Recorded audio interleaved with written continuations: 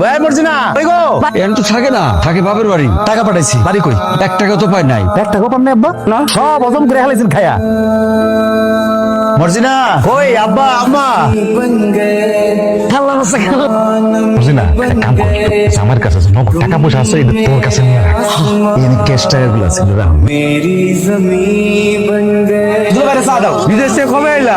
আজকে সকালে আসলাম। শ্বশুর বাড়ি বিরাট একখান ঘর বানাইলা, কারণটা কি কত? তো সমস্যা কোন জায়গায়? তোমার বাপে গায়ে শাক বেচা, আর তুমি তোমার বাপের না দেখা দেখতেছো শ্বশুর বাড়ি মানুষজন। হ্যাঁ, শ্বশুর বাড়ি ঘর বানাইলা।